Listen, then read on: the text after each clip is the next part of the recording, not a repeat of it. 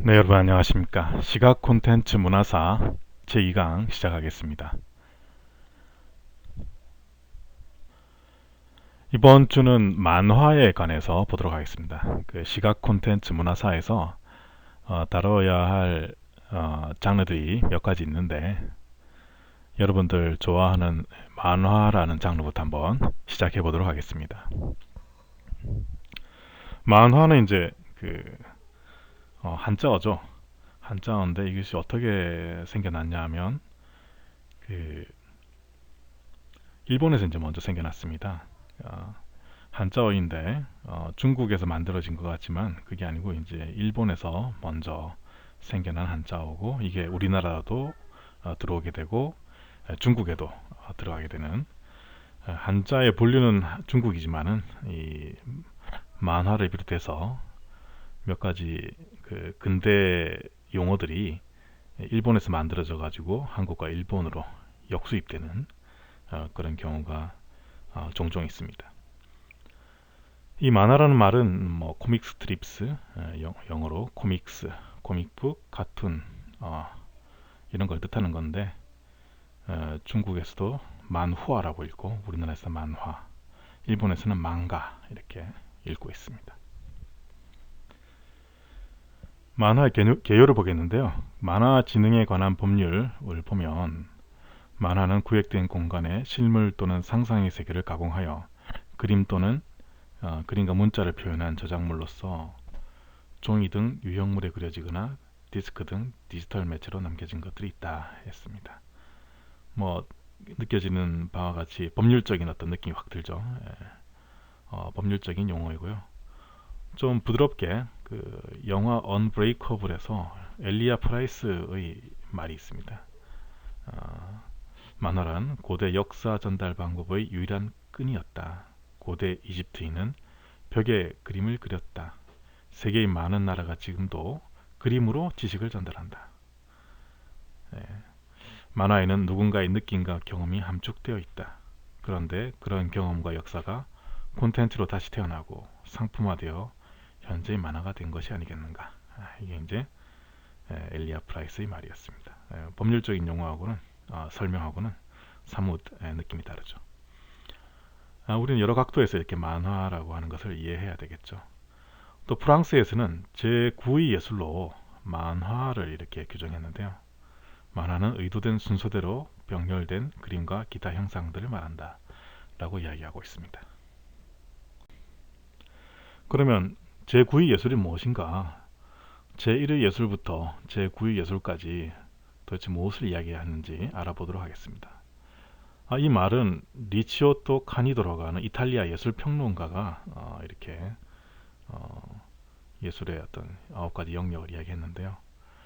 제1 예술은 연극, 제2 예술은 회화, 제3 예술은 무용, 제4 예술은 건축, 제5 예술은 문학, 제6 예술은 음악, 제7 예술은 영화. 그래서 영화는 7번째 예술인데 단지 7번째 예술이라기보다는 기존의 예술을 통합하는 종합예술이라 할 수 있다라고 부언을 했습니다. 그리고 제8예술 사진, 제9예술 만화 이렇게 정의되고 있습니다. 리치오토 카니도라고 하는 이탈리아 예술평론가의 구분입니다. 리치오토 카니도라고 하는 이탈리아 예술평론가는 리듬 예술, 즉 움직임이 있는 리듬 예술로서 시, 음악, 묘용이 있고 조형 예술, 이것은 안 움직이는 예술이다. 여기에는 건축, 회화, 조각이 있다고 이야기했습니다. 그리고 공간 예술로는 연극, 건축, 회화가 이렇게 분류될 수 있고 시간 예술로는 음악, 문학, 무용이 분류가 될 수 있죠. 네, 리치오토 카니도의 저작물인 것 같습니다. 제9 예술까지 정의한 리치오토 카니도의 생각이 담겨 있는 책 저작물 표지이고요. 여기 보니까 왠지 예술의 어떤 장르 구분, 그 영역 구분 같은 것들이 담겨 있을 법한 그런 느낌의 책 표지 그래픽이네요. 그리고 아주 멋지게 의자에 앉아서 왼쪽으로 시선을 이렇게 향하고 있는 리치오토 카니도의 모습입니다. 그 만화의 어원을 한번 살펴보도록 하겠습니다. 만화는 좀 전에 이야기했다시피 일본에서 이제 만들어진 근대 용어인데요. 에도 시대, 즉 도쿄가 수도인 시대죠. 도쿄 시대의 풍속화가 가츠시카 호쿠사이라고 하는 판화가가 있었습니다. 판화가 유명하죠. 그 사람의 작품집 호쿠사이 만가, 북제 만화라고, 북제 만화라 적고 일본어는 호쿠사이 만가, 이렇게 이야기합니다. 그래서 처음으로 등장했다.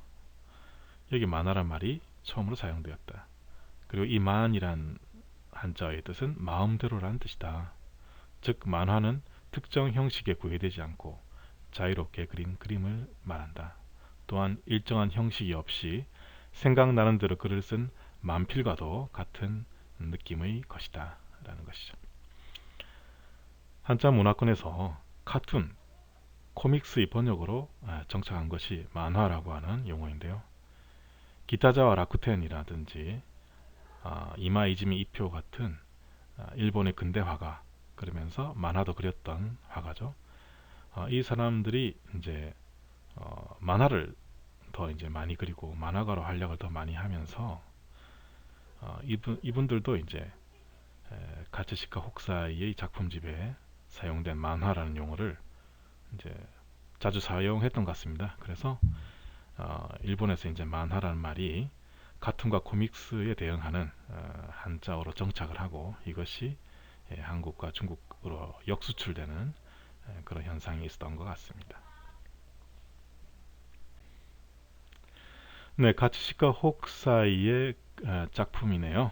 아주 유명한 작품이죠. 어디선가 한번 봤을 겁니다. 아마 지금까지 못 봤다 하더라도 앞으로 많이 보게 될 작품입니다.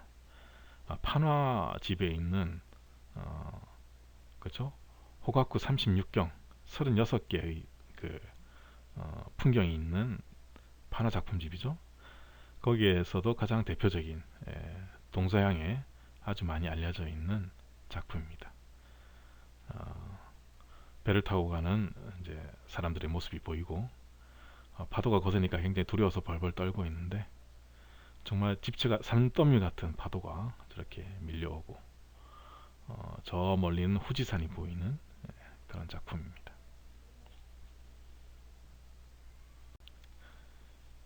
예, 다음은 기타자와 라쿠텐과 이마이즈미 이표의 작품이네요. 작품이랄까요? 이제 만화입니다.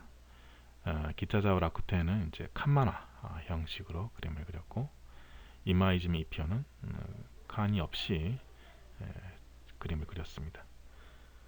이마이즈미 이표의 작품을 잠깐 보면 이제 동양의 어떤 절하는 예절에 대해서 어떤 풍자가 좀 담겨 있습니다.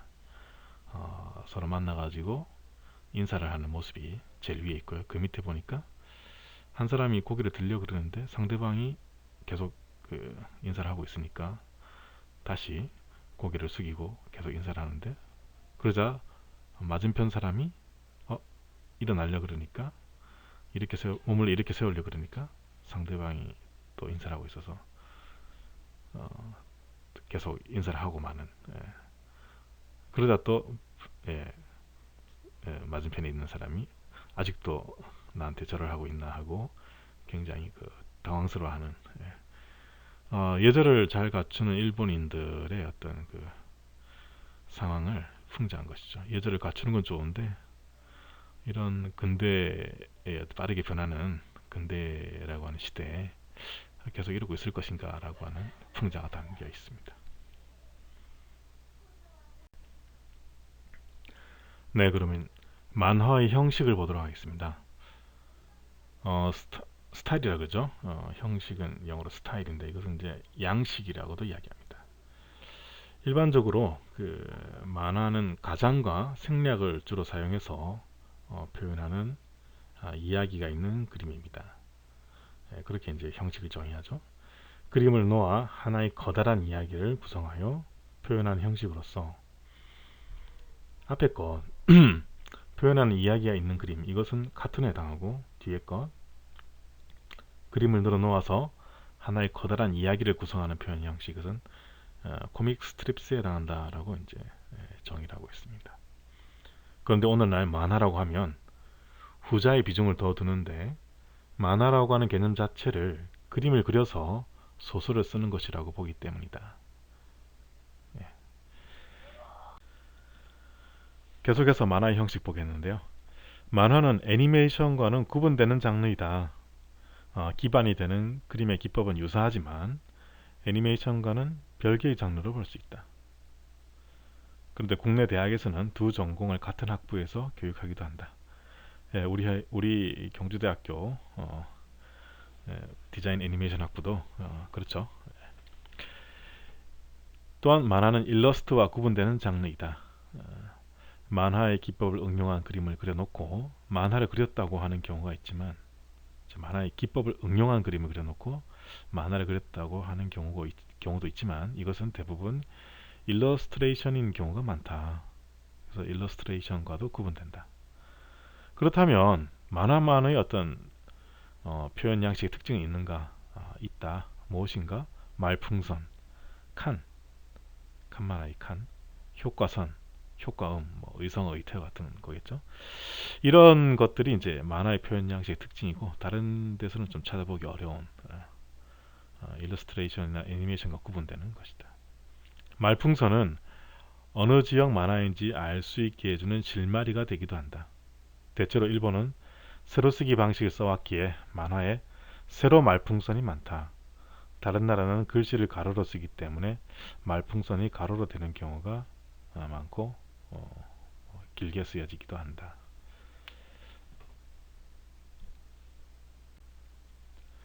만화는 어떻게 연출하는가? 연출과 콘티의 관계를 보도록 하겠습니다. 만화는 연화, 연극 등과 같이 시각 매체 콘텐츠이며 만화 창작의 가장 중요한 부분은 연출이다. 다른 장르와 마찬가지로 연출이다. 만화의 연출은 작화의 전 단계인 콘티로 드러난다. 콘티란 무엇인가? 컨티뉴어티 준말로서 전후관계, 맥락, 원래 영화의 기본 문법에 기초한 커트 분할의 연결성과 관련된 개념이라고 합니다. 그래서 전후관계 맥락을 이야기하는 거죠. 스토리의 어떤 전개상에서 이것이 중요하다. 이 콘티의 중요성 보겠습니다. 줄거리에 세부적인 대사가 추가되고 이를 콘티의 형태로 형상화하게 되면 작품성과 재미는 이 단계에서 거의 90% 결정된다. 그러므로 프로 작가들과 편집자들이 작품에 대해서 논의하고 이대로 할지 고칠지를 결정하는 것 또한 콘티 단계까지의 일이다. 즉 콘티를 읽어서 재미없는 작품이면 거기서 더 그릴 필요가 없다. 아마추어 작가들이나 경험이 적은 작가들이 그리는 웹툰에서 가장 취약한 부분은 바로 이 부분이다. 그래서 그림을 잘 그리고 아주 훌륭한 테크닉을 구사하는 것도 좋은데 이 콘티가 잘 짜여져 있어야지 작품으로서 성공할 수 있다는 이야기입니다. 연출을 위한 콘티죠.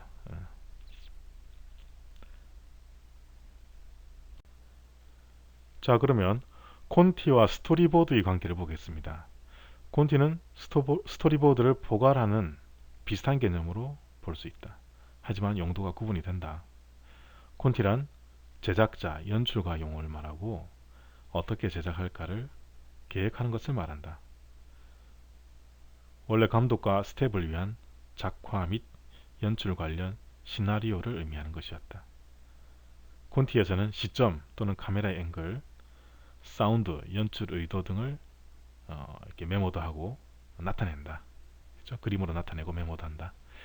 캐릭터의 동작이나 표정의 유의사항 등을 작업 내용에 표기하기도 한다. 그래서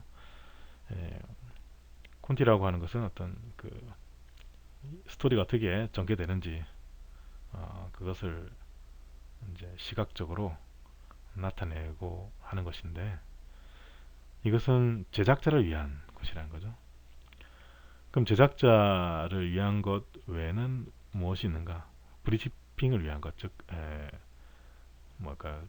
제작 단계에서 어떤 투자를 받아내기 위해서 또 설명하는 단계, 이렇게 멋진 작품을 만들 테니까 투자해 주세요라든지 그런 프레젠테이션을 위해서, 브리핑을 위해서 만들어지는 것이 스토리보드다. 그래서 콘티는 제작자가 알아볼 수 있으면 되는 건데, 스토리보드 같은 경우는 알아보는 단계를 떠나서 일반인들, 투자자, 돈을 가지고 있는 투자자가 쉽게 이해하고 매력을 느낄 수 있도록 아주 이쁘게 잘 정리해서 표현해야 되겠죠. 그래서 스토리보드는 비주얼 시나리오다. 어떻게 제작할까를 그림으로 그려두는 것인데 브리핑을 목적으로 하는 것이다. 투자자 또는 제작사를 쉽게 이해시키기 위한 PT용에 적합한 것을 말한다. 그래서 콘티나 스토리보드는 비슷하지만 용도가 다르기 때문에 드러나는 형식도 좀 다를 수 있다. 그렇지만 비슷한 속성을 많이 가지고 있는 것이다. 그러면 그 봉준호 감독이 최근에 이제 그 오스카상을 받았죠. 4개씩이나 휩쓸었는데요. 봉준호 감독은 특히 콘티 제작에 신경을 많이 썼다고 합니다. 그래서 콘티 제작을 하는데 뭐 제작자가 알아보는 정도 수준의 것이 아니라 정말 만화책처럼 완성도 있는 콘티를 요구했다고 합니다. 실제로 여기 오른쪽에 있는 그림을 보면 콘티와 또 실제 영화에서의 장면이 대조가 되고 있는데요. 뭐 영화의 어떤 깔끔한 영상 못지않게 이 콘티가 정말 작품 수준으로 정말 잘 그려져 있는 것을 볼 수 있습니다.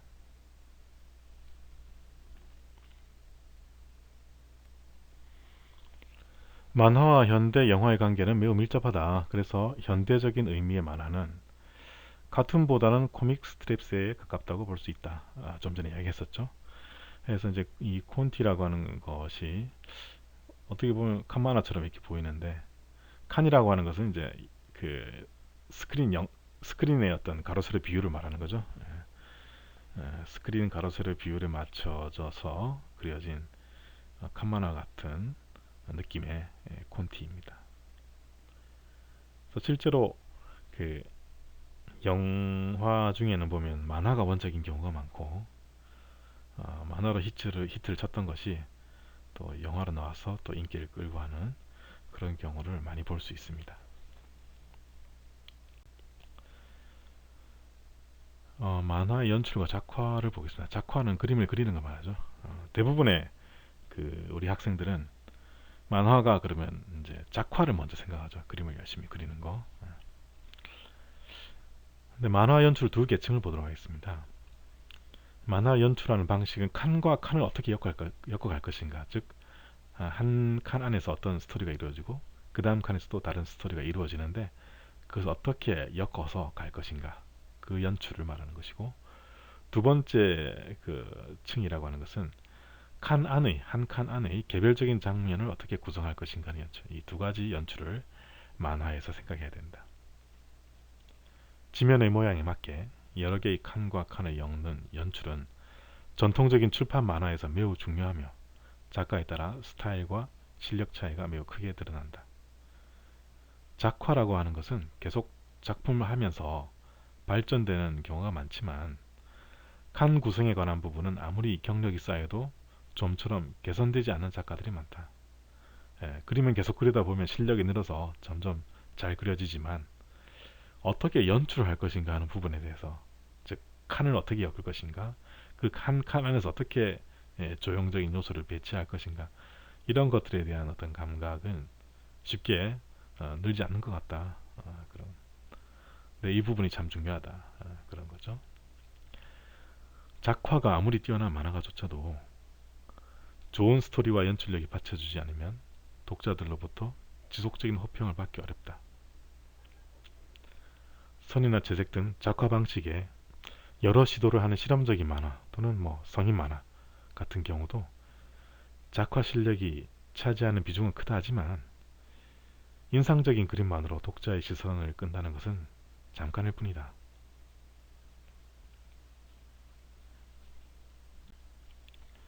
네, 그러면 만화의 미장센 보겠습니다. 칸 안의 개별 장면을 구성하는 연출은 영화나 사진의 미장센과도 비슷하다고 할 수 있다. 다만 다른 장르의 미장센과 만화 연출에서 차이나는 부분은 만화의 경우 하나의 칸 안에도 시간의 흐름이 있다는 점이다. 미장센은 프랑스어죠. 미장센, 연출을 위한 모든 요소의 총체적인 배치 계획. 미장센은 모든 많은 영역에 다 있습니다. 근데 만화의 경우는 어떤 것인가? 그렇죠? 만화의 경우 미장센은 무엇인가? 어떻게 배치를 하는 것인가? 했을 때 한 칸 안에서 어떤 시간의 흐름이 있다. 그렇죠? 이런 것이 좀 특별한 점이다. 영화는 한 장면에 담긴 요소는 정확히 같은 시간 안에 존재하지만 만화에서는 한 칸에서 일어나는 사건도 시간이 흘러감으로 좀 더 신경 쓸 부분이 많다. 물론 이상의 두 요소는 서로 밀접하게 엮여져 있으므로 명확히 나누기 어려울 때도 많다. 오히려 그런 부분을 잘 드러내줘야 훌륭한 만화 연출이라고 할 수 있다. 한 칸 안에서 시간의 흐름까지 담을 수 있다는 것은 대단한 일이죠. 다른 영화 같은 데서는 있을 수 없는 일인데 만화에서는 한 칸 안에서도 시간의 흐름까지 담을 수 있다. 어떤 시간의 흐름을 담을 수 있다는 것은 어떤 한 가지 일이 일어나고 그 다음 어떤 한 가지 일이나 동작이 일어나고 하는 것이 한 칸 안에서 다 보여줄 수 있다는 것이죠. 이런 만화의 어떤 매체의 특징이 있기 때문에 미장센이라고 하는 것도 영화나 다른 영상과 비슷한 점도 있지만 다른 점도 있다. 만화만의 어떤 특이한 점이 있다라고 하는 것입니다. 그러면 개성 있는 작화는 무엇인가? 개성 있는 그림이죠, 그렇죠? 개성 있는 어떤 만화 그림 양식을 말합니다. 자신만의 그림 스타일이 확립되는 것이 중요하다. 만화에서 연출 다음으로 가장 중요한 부분은 바로 개성 있는 작화, 자신만의 그림 스타일이라고 하겠습니다. 사실상 잘 그리든 못 그리든 별로 상관없다. 오히려 그림 실력이 저조하면 그만큼 자신만의 그림 스타일을 확립하기가 쉬워진다. 그림을 잘 그리는 사람들을 보면 너무 잘 그리다 보니까 그렇죠? 계속 이쁘게 잘 그리려고만 합니다. 그러다 보면은 개성을 발휘하기가 오히려 쉽지가 않죠. 그런데 아이러니하게도 만화를 정말 좋아하고 그런데 그림은 내가 별로 그려본 적이 없다. 근데 그리고 싶다. 그런 학생들 중에서 의외로 자기만의 개성이 있는 그림이 나오는 경우가 있습니다. 만화를 그림에 있어서 일단 자신만의 스타일을 확립하는 데 성공해도 절반은 먹고 들어가는 것이다. 반은 성공이란 뜻이죠. 자신만의 스타일이 확고하다면 그림을 좀 잘 못 그려도 얼마든지 우수한 작품을 낼 수 있다. 그림을 잘 그리는 사람은 내가 그림을 잘 그린다고 해서 방심할 게 아니고 또 그림을 그려본 지 얼마 안 되고 이제 초보자인 사람도 내가 그림을 얼마 안 그렸다고 낙심할 것도 아닙니다. 중요한 것은 얼마만큼 자기만의 스타일이 나오느냐 하는 것이죠. 이 그림의 어떤 스타일만 보더라도 이건 누구 만화가 작품인 것 같아. 이런 게 딱 느껴지는 거. 그게 되면 이제 자신만의 스타일이 확립된 거죠. 만화에서 해부학이 필요할까요? 어느 정도는 필요합니다. 의료 해부학과는 달리 미술 해부학을 말하는데 의료 목적이 아닌 인물이나 동물을 그리기 위해서 뼈와 근육에 대한 이해를 가지는 것. 그것이 이제 만화 해부학이 필요한 이유죠. 만화의 경우 화자가 인간뿐만 아니라 동물인 만화도 많고 의인화시키는 경우도 있어서 동물 해부학도 공부해두면 그만큼 연출의 폭이 넓어지게 됩니다. 그러나 해부학적인 구조에 너무 집착해서 그리면 만화가 아니라 인체 묘사를 하는 그림이 될 뿐입니다. 즉 이런 데서 이제 잘 그린다라고 하는 것이 가지는 그 두 가지 의미죠. 너무 잘 그리다 보니까 정말 인체 묘사를 잘했다 합시다. 정말 인체 그림을 잘 그렸다. 훌륭하다. 그런데 만화로서의 재미와 별개죠, 그렇죠? 그것이. 예. 즉 만화로서 가치 없는 재미없는 그림이 되기도 쉽다는 거죠. 예. 물론 인체 묘사가 워낙 훌륭하면 파인아트 순수 미술로서 어떤 가치는 있죠. 예. 또 일러스트로서 가치도 있을 수 있을 것이고, 그런데 만화는 그것만이 만화는 아니라는 것이죠. 해부학적 지식은 적당히 응용하는 것이 좋다. 중요한 것은 캐릭터를 좀 더 디테일하고 역동감 있게 그리는 데 도움이 되어야 한다. 무엇이 해부학 지식이 예, 디테일하고 역동감 있게 그리는 데 도움이 되는 정도가 필요하다. 너무 깊게 인체 해부학을 배우면 그림 스타일이 딱딱하게 변하는 부작용도 있을 수 있다. 하지만 여전히 기본기로서 익혀야 할 가치는 충분히 있는 것이다. 또한 만화에서 기하학이나 어떤 비율에 대한 감각이 필요할까요? 어느 정도 필요합니다. 전통적인 미술에서 기하학은 어떤 경우에 필요하냐면 우리가 이제 황금비라는 거 잘 알죠?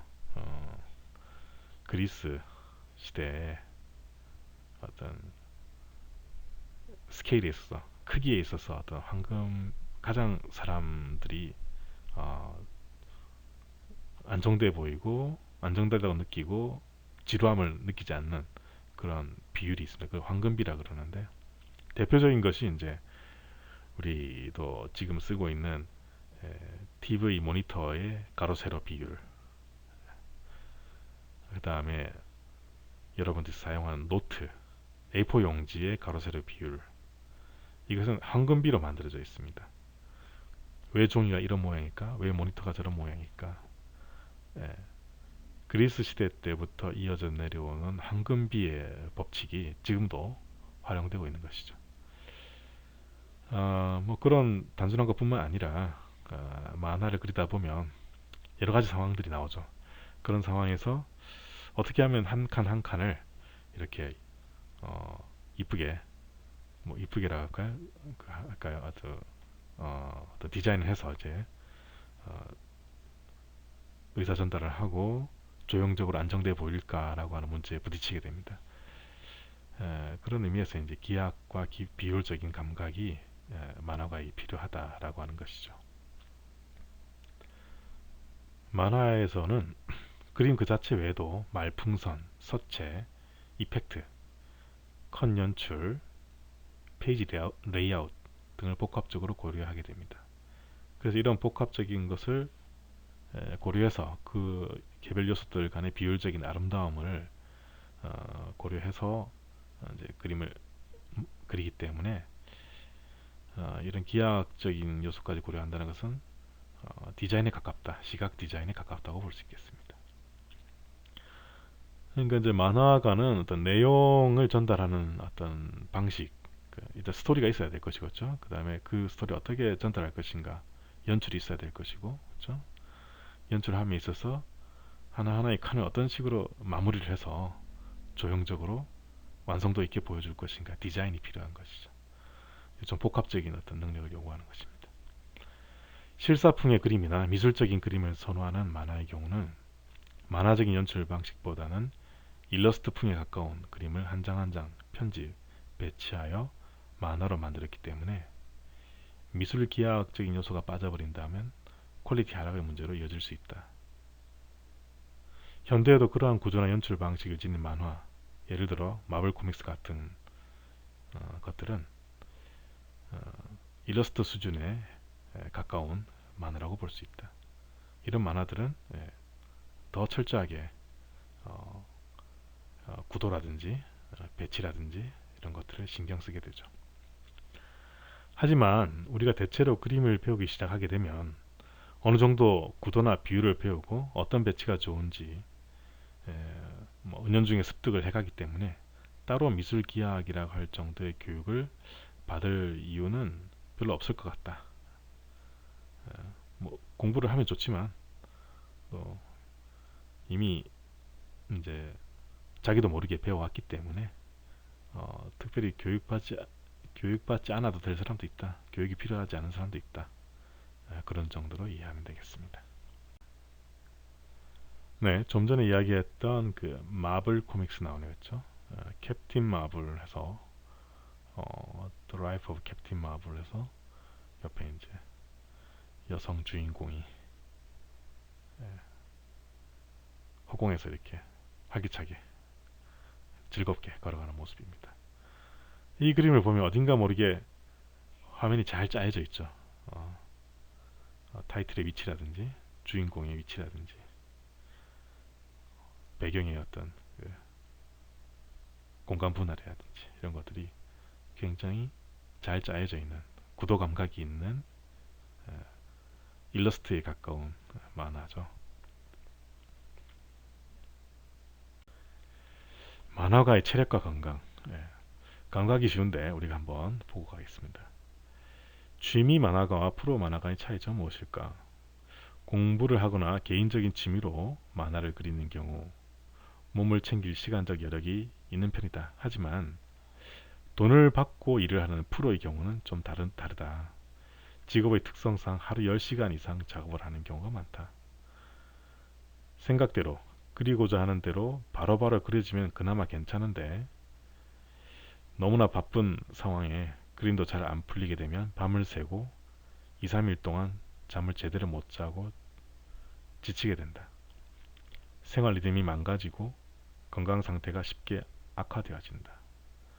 젊었을 때 대비해서 체력에 자신 있다고 밤을 새는 일을 우습게 보다가 점점 피로가 쌓이고 인체 내부의 에너지가 고갈되어서 어느 날 그 여파가 한꺼번에 몰려와서 어딘가 뚝 끊어지는 식으로 맛이 간다.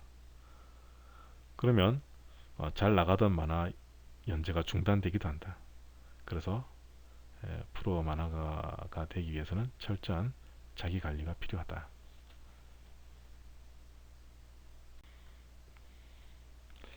만화 관련 업계를 한번 보겠습니다. 만화를 제대로 그리고 그것으로 좀 더 성공하게 되면 만화에 한정되지 않고 애니메이션이나 게임 같은 분야도 진출하게 됩니다. 그런 분야에서 이제 만화에 등장했던 캐릭터를 이제 사용하고 또 그렇게 해서 다른 매체를 통해서 또 인기가 더 커지면 문구나 펜시 분야에도 응용이 돼서 그야말로 이제 돈방석에 앉게 되는 잘 나가는 아티스트가 되는데 이렇게 하나의 소스를 가지고 다양하게 활용하는 것을 OSMU, 원소스 멀티 유저라고 하는데 미국과 일본에서는 콘텐츠 강국답게 이러한 것들이 활성화되어 있다.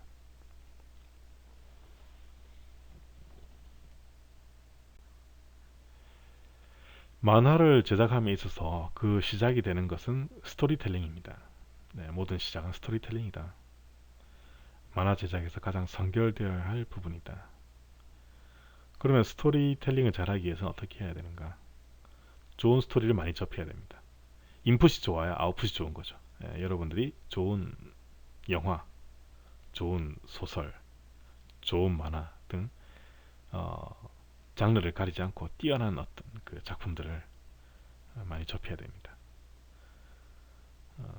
여기서 플롯이라 많이 사용되는데요. 플롯은 구성, 기승전결을 말합니다. 스토리가 어떻게 흘러가는지 그렇죠? 기승전결. 시작이 있고 계승되고 전개가 되고 그렇죠? 결말이 있고 이런 모든 이야기는 기승전결이 있죠. 어떻게 기승전결이 이렇게 이어져 가는지 아주 그 기승전결의 어떤 구성이 뛰어난 작품들 이런 것들을 많이 접하면 스토리텔링을 잘하게 되고 결국 좋은 스토리텔링이 기반이 되어야 거기서 또 좋은 연출이 나올 수 있고 그렇죠? 좋은 연출이 바탕이 되어야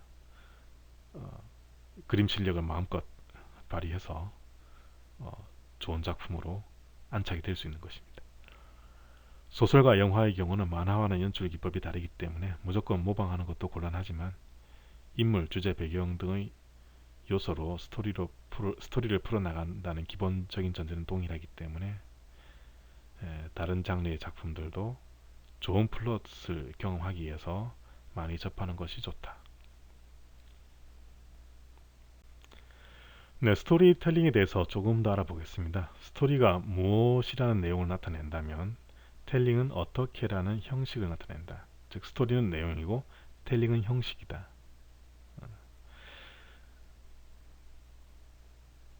교수님이 이제 이 강의를 하는 것은 강의 내용은 스토리죠, 그렇죠? 근데 어떻게 이야기하는가? 여러분을 만나서 이야기합니까? 코로나 때문에 만나서 이야기 못합니다, 그렇죠? 그럼 어떻게 이야기합니까? 이런 미디어를 통해서 이야기합니다. 그 텔링의 방식이 강의실에서 하느냐, 이런 미디어를 통해서 하느냐, 텔링의 방식이 다른 거죠. 그것이 바로 어떻게입니다. 전달하고자 하는 내용은 있는데 강의실에서 하느냐, 유튜브를 통해서 하느냐, 그렇죠? 강의실에서 말로 하느냐, PPT를 만들어서 그것을 가지고 음성을 녹음해가지고 유튜브라고 하는 어떤 공공 매체를 통해서 이렇게 하느냐, 뭐 이렇게 텔링의 방식이 달라질 수 있다. 스토리텔링은 정보를 단순히 전달하는 것이 아니라 전달하고자 하는 정보를 쉽게 이해시키고 기억하게 하며 정서적인 몰입과 공감을 이끌어낸다. 교수님 강의도 단순히 지식을 전달하는 것이 아니라 여러분들을 이해시키고 정서적인 몰입과 공감을 이끌어내면 좋겠는데요. 여러분들 보면서 졸고 있는 거 아닌지 모르겠습니다. 스토리텔링은 언제나 우리 곁에 있어 왔지만 오늘날 미디어의 변화에 의해 새롭게 부상된 이야기 방식이다. 오늘날 미디어의 변화라고 하는 것은 디지털이죠. 디지털로 인해서 이렇게 코로나를 극복하고 여러분들과 미디어 상에서 만나가지고 강의를 할 수 있게 되었습니다. 10년 전만 해도 상상도 못할 일이죠. 물론 인터넷 강좌 같은 거 있었습니다만은 그 당시에 인터넷 강좌라고 하는 것은 굉장히 거창해 보였어요. 많은 장비가 필요하고 방송국 수준의 어떤 그 스튜디오 수준의 장비가 필요하고 뭐 그런 건 줄 알았어요. 근데 이제 이 시대가 바뀌다 보니까 교수님 가진 이 PC에서도 얼마든지 이렇게 강의를 만들어서 유튜브를 통해서 이렇게 전달할 수 있다는 것이죠. 스토리텔링 강의식으로 전달할 수도 있고 책을 써서 책으로 전달할 수도 있고 미디어를 통해서도 전달할 수 있고 텔링의 방식은 다양하다.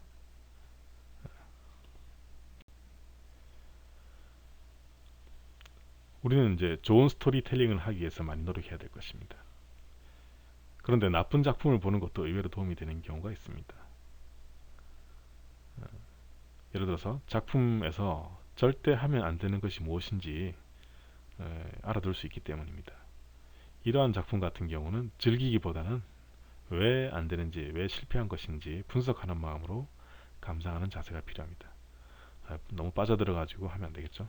분석하는 마음으로. 때로는 소설을 쓰는 것도 도움이 된다. 일단 한 편의 소설을 완성한 뒤에 약간의 수정과 보완을 거쳐 만화로 치환하는 것도 좋다. 만화라는 매체는 그림이 주 요소이긴 하지만 스토리와 플롯 역시 굉장히 중요한 요소이기 때문이다. 스토리, 플롯 나왔네요, 그렇죠? 스토리라고 하는 것은 이제 원래 원형이죠. 어떤 콘텐츠의 원형을 이야기하고 이것이 이제 플롯 어떻게 구성해서 전개시킬 것인가 연출, 플롯은 연출이죠. 나와야 될 것이고 그렇죠? 그리고 나서 이제 그림 만화라고 하는 매체에 맞는 그림 이것이 잘 들어가는 것이 중요하다는 거죠.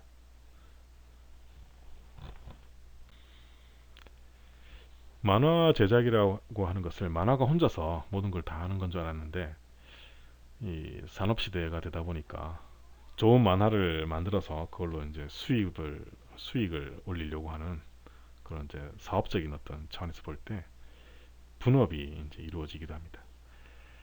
만화가 한 사람이 스토리와 만화를 모두 그리는 경우가 일반적이었지만 분업하여 작업하기도 한다. 즉 이야기에는 재능이 없고 그림만 좋은 작가가 있는 반면 그림 실력은 없는데 스토리가 좋은 작가가 있다. 이 사람들은 만화 사업을 할 수 없느냐? 그렇지 않다는 것이죠. 제작사가 이 둘을 콜라보 시키거나 또는 그들이 스스로 팀을 짜는 방법이 있다. 콜라보는 콜라보레이션이라의 준말이고요. 서로 다른 것이 합쳐져서 더 좋은 결과를 도출하는 것을 말하는 것으로 흔히 또 시너지 효과라고도 이야기합니다. 이 경우 만화가는 조금 좁은 의미로서 작화가가 되고, 그죠? 작화에 집중하는 거죠. 그림을 그리는데 또 스토리 작가가 따로 스토리텔링을 맡게 되는 것이다. 만화 분야만 전문으로 하는 스토리 작가도 있고 소설가가 만화 스토리를 담당하는 경우도 있다. 스토리만을 담당하는 사람은 만화 산업의 종사자이긴 하나 만화가라고 부르지는 않고 보통 스토리 작가라고도 부른다. 예, 만화 제작 사업의 분업 이야기하고 이제 마치겠습니다. 일찍부터 분업 제작이 활발했던 구미 만화 산업계가 있습니다. 구미에서는 가만 안 두겠죠. 이 사람들은 좋은 어떤 스토리 작품이 있으면 그것을 어떻게든 인기 있는 콘텐츠로 해서 사업적인 어떤 성공을 이루려고 하죠. 이런 구미 만화 콘텐츠 산업계는 라이터 스토리 작가와 아티스트 만화가라는 개념이 나눠져서 제작 인력으로 구분되어 왔다. 더 나아가 아티스트를 펜슬러, 잉커, 컬러리스트, 레터러로 구분해서 작업을 하기도 했다. 즉 작화도 작화 분야에서도 이렇게 또 세부적으로 나눠진다는 거죠.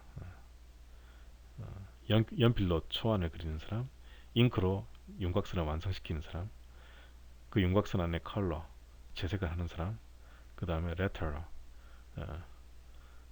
대사가 뭡니까? 말풍선에 글을 쓰는 사람, 이렇게 전문적으로 나눠졌다. 특히 미국 대형 출판사에서는 이런 식으로 나오는 만화가 기본이라고 생각했다. 따라서 미국 만화를 사면 일단 제목 밑에 수많은 제작진이 나열되는 것을 볼 수 있다. 또한 이 경우 스토리 작가라고 해서 꼭 스토리 업무만 하지는 않는다. 스토리 작가는 기본 콘티를 짜면서 그림을 그리기도 한다.